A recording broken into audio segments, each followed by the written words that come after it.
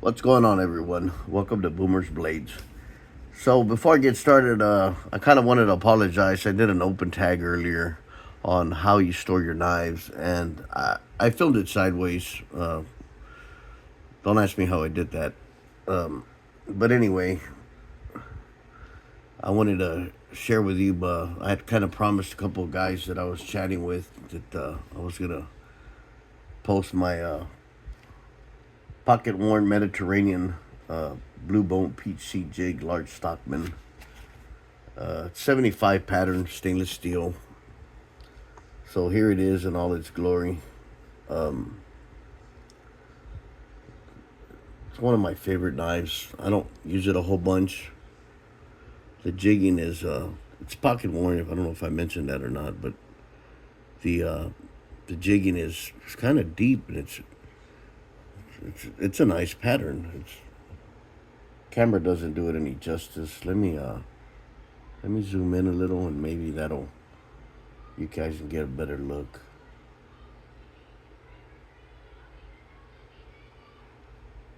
I didn't clean it up or anything. I just wanted to make the video. It's getting late, and I kind of promised I was going to make a video on this. Anyway, the large stockman has 3 blades.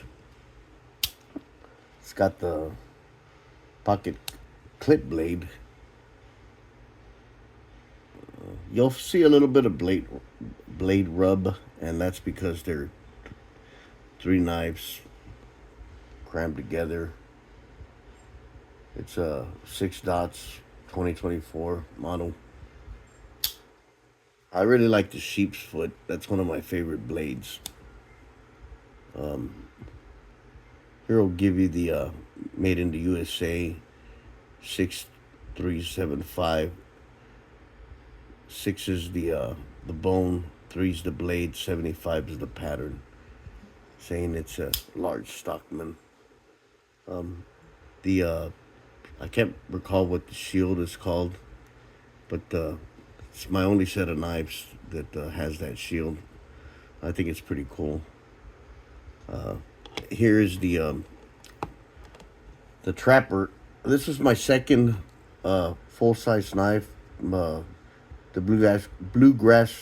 Sorry, I'm tongue-tied. Bluegrass Kentucky was my first one, and I bought that, and then I bought my first large. My very first knife, obviously, was the copper lock and the medium stockman. This is what gave me the idea to buy them in pairs. So when I buy one, I order it. I look for the other one. My Ember Peach bone it's the same pattern as this one. So basically, it's the same knife with a different stamp and a different color.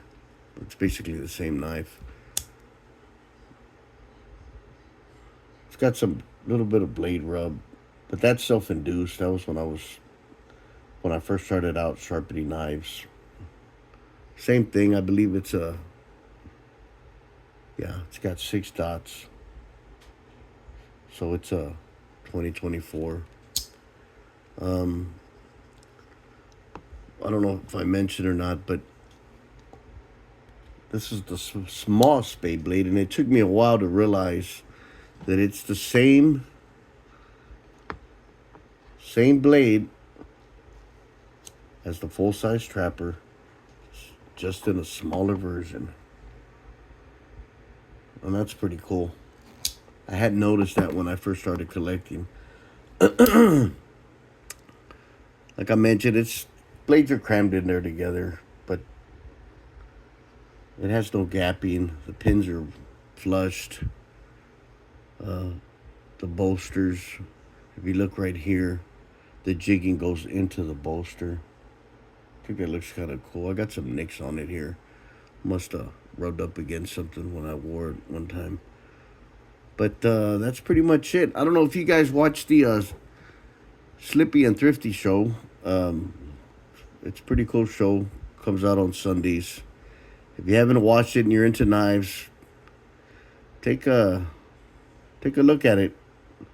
They're not going to be. They might not do the show next Sunday. They're going to the Blade Show of Texas. I believe it's in Fort Worth. Anyway, that's what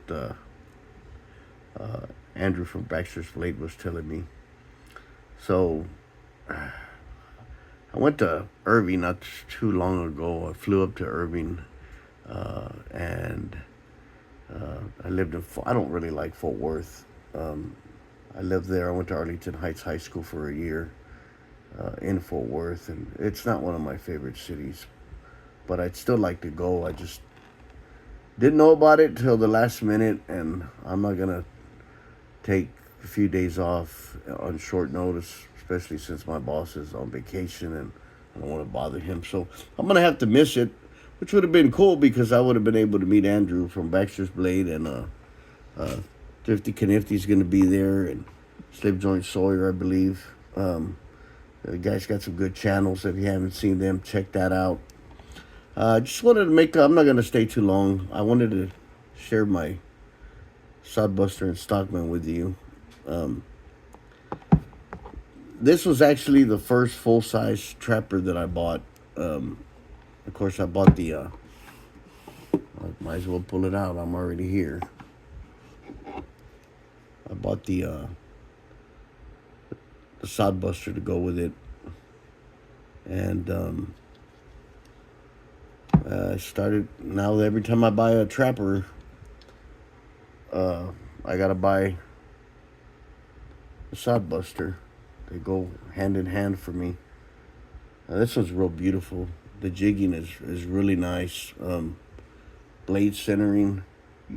Usually on almost all the Sodbusters I have had, the blade is pretty centered. I have more problems with the trappers than anything, but look how beautiful that is. This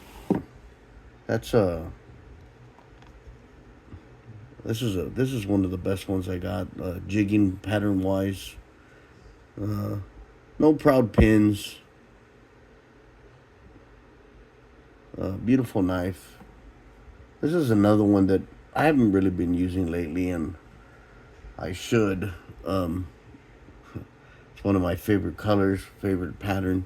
One thing I don't like about this one is, and I was thinking the other day because I've dyed some knives, and you can see that you can see the white, and it's a lot lighter. I like the jigging pattern, of course. Matches real good with the Sodbuter. I think what I'm gonna try to do is I'm gonna buy green dye, rye dye. Is it rye dye or red dye? And when I